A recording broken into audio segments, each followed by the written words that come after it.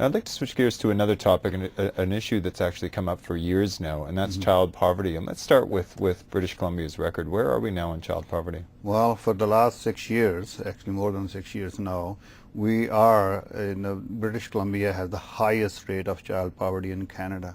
It's very, very, disappointed. It's disappointing, and it's very shameful, actually. For a rich province like BC, the children are left out. BC Liberals, in their last several budgets, have been talking about, they are going to make children as a priority. I think they were talking about making children priority to be at the top of the poverty list. It's really shameful. In Burnaby, Edmonds, we have many schools. Like, for example, Edmond Community School, Stride School, 12th Avenue Elementary, or Windsor, and all those schools. Kids go to those schools. Some of them, come from the families which, they don't have time, the money for hot lunch or breakfast. It's hurting. What sort of plan do you find after all this time the BC Liberals have in place to try and tackle this issue? So far, they haven't done anything. Like if you look at the report issued by First Call, if you look at the reports coming out done by other community organizations, the programs we used to have in place to assist families to reduce or eliminate the child poverty are no longer there. When a child comes from a family, a poor family, when we talk about a poor child, that means the entire family, the whole family is in that situation. It's not child by himself or herself being poor. And where do the New Democrats stand, or what are some of the ideas floating around, or what sort of work do you believe needs to be done? First of all, we must make sure that the minimum wage is increased. Even if you increase under the today's cost of living index that we have, even if you increase to $10 an hour, it's not enough, but it's a step in the right direction. We must do that. The minimum wage itself, when you increase it, is not going to eliminate child poverty.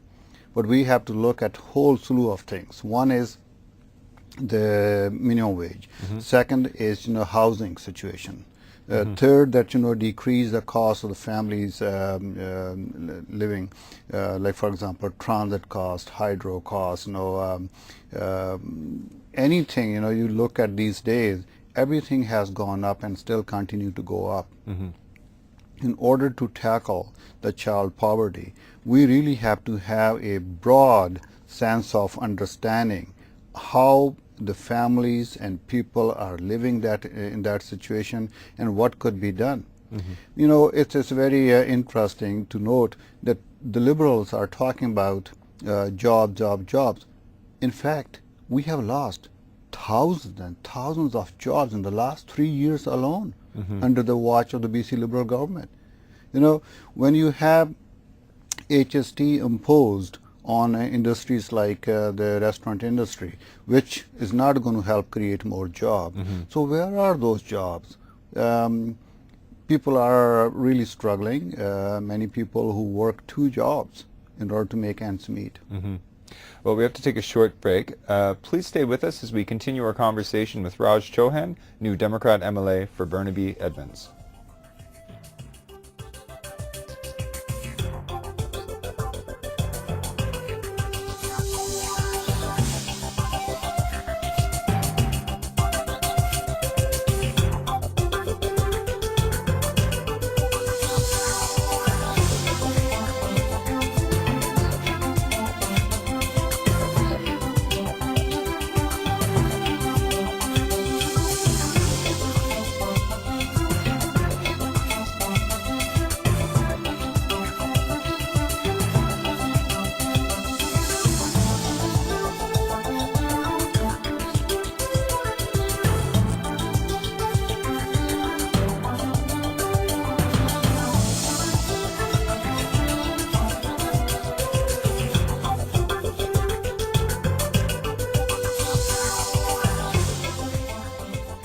Hello and welcome back to Constituency Report on Shaw TV. My name is Edward May and we're speaking with Raj Chouhan, New Democrat MLA for Burnaby Edmonds.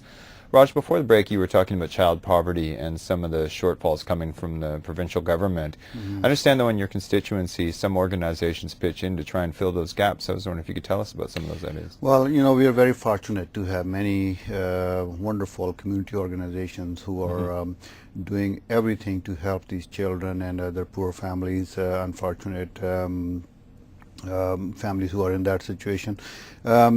One of them is Burnaby Firefighters Charitable Society.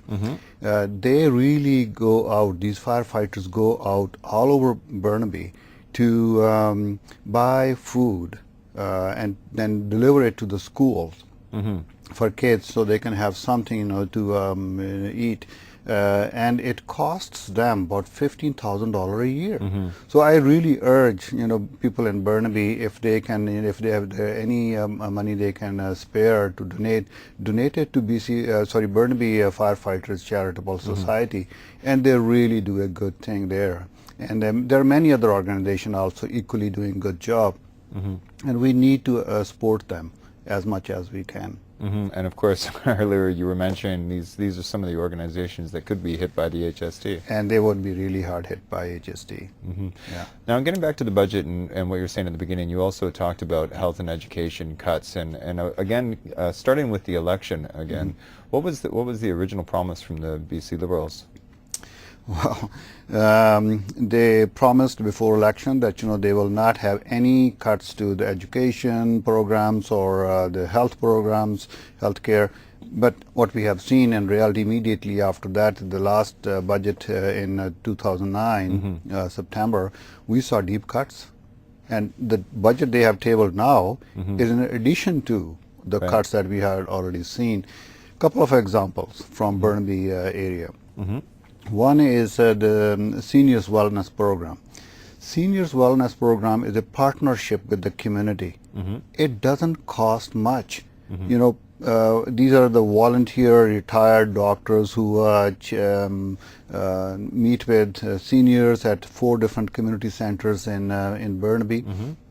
They go out and assist them, and they when they do some checkups on them, it helps them to prevent certain things which may be serious later on, so they can go and see their doctor immediately.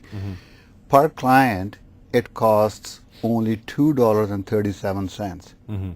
Per year, the total cost of that wonderful program was $35,000 a year.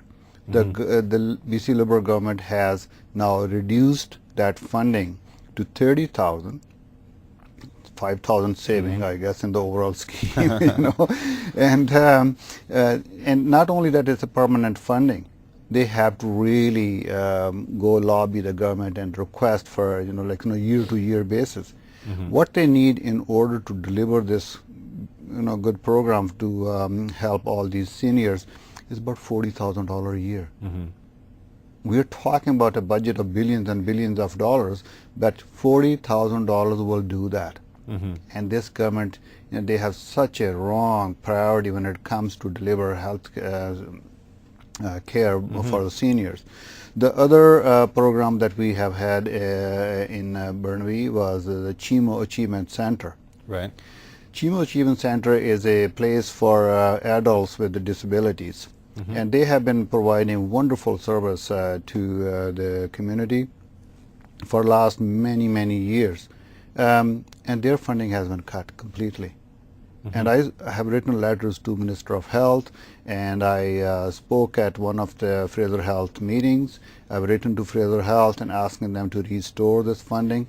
Many other community organizations also have spoken in favor of keeping this program going, but so far we haven't seen any progress in that area.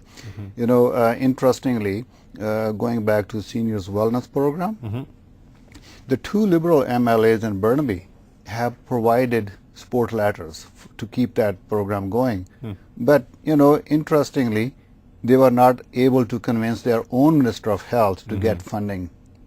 It shows how ineffective some of these MLAs are. They claim that, they are there to represent people, but so far they really have not delivered on it. Hmm.